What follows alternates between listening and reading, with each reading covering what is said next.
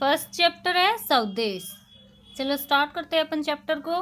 वह हृदय नहीं पत्थर है जिसमें स्वदेश का प्यार नहीं, जो जीवित जोश जगा न सका उस जीवन में कुछ सार नहीं। तो अपन ना इसकी व्याख्या करते हैं। वह हृदय नहीं पत्थर है जिसमें स्वदेश का प्यार नहीं। हृदय यानी मन, पत्थर यानी यहाँ पे कठोर या संवेदनशील से मतलब है। स्वदेश यानी अपना देश।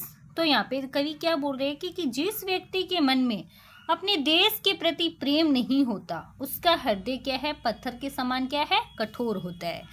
जो जीवित जोश जगा न सका उस जीवन में कुछ सार नहीं। जोश मतलब यहाँ पे उत्साह से है, सार यानी महत्व। यानी जो व्यक्ति जीवन में उत्साह और देशभक्ति की भावना नहीं जगा सका उसका जीवन क्या है, निरर्थक है। जो चल न सका संसार संग उसका होता संसार नहीं।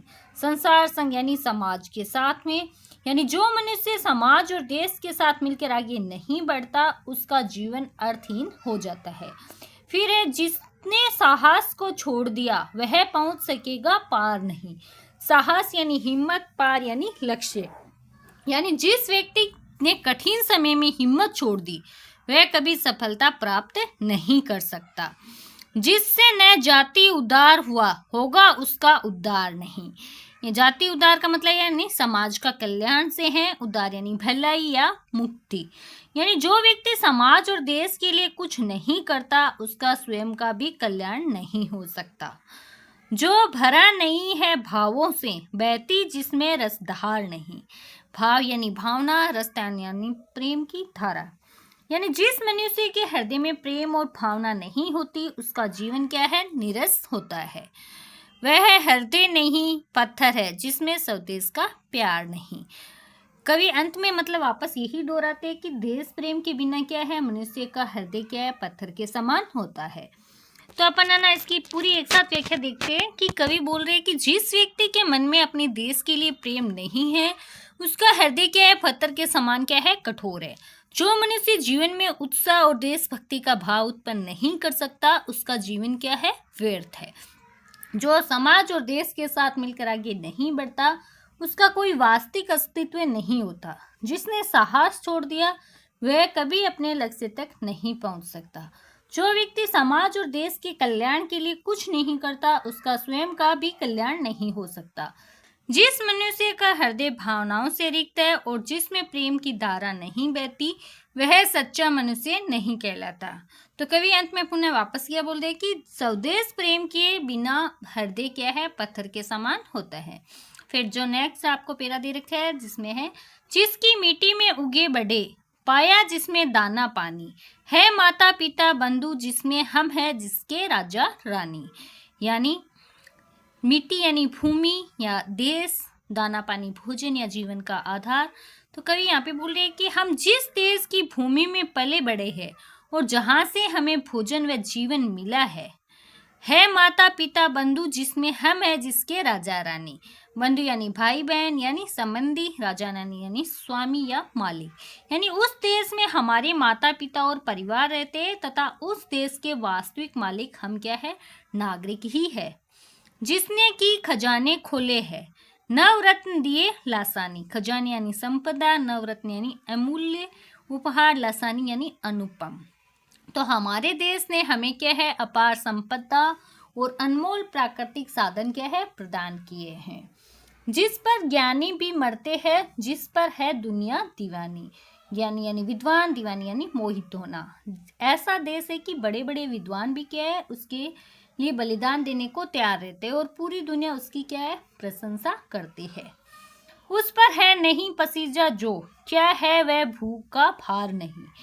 पसीजा यानी गर्वित होना, भू यानी पृथ्वी, भार यानी बोझ। जो व्यक्ति ऐसे महान देश के लिए भी भावुक नहीं होता वह पृथ्वी पर क्या है, बोझ के समान है। निश्चित है निसंशय निश्चित है जान एक दिन जाने को। यानी निसंशय यानी बिना संदेश, जान यानी प्राण। वह सत्य है कि मनुष्य का जीवन क्या है, नश्वर है और एक दिन सबको क्या है, मृत्यु आनी है।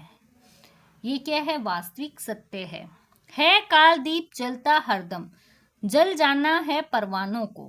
काल यानी मृत्यु, परवाने यानी बलिदानी।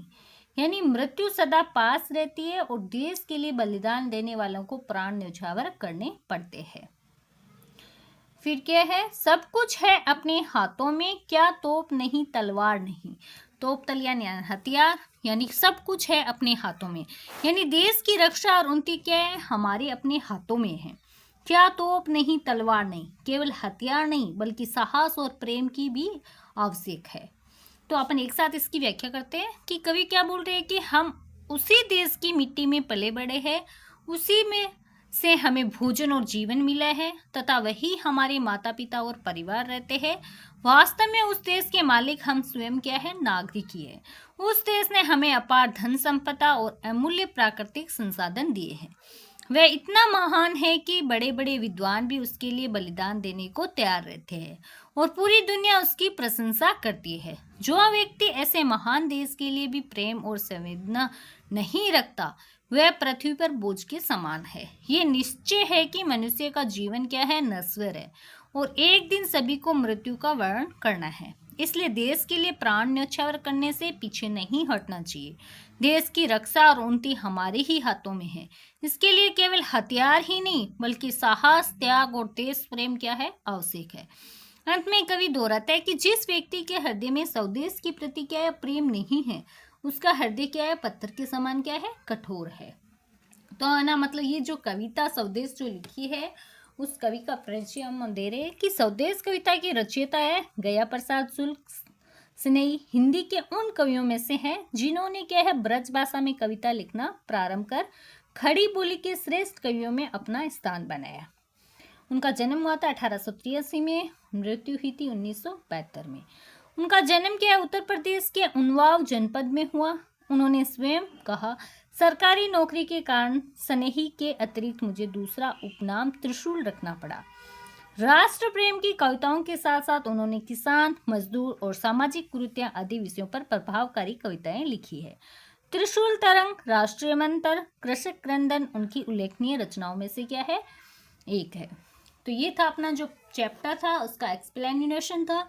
अब इसका अपन क्वेश्चन आंसर करेंगे नेक्स्ट पार्ट में। Thank you.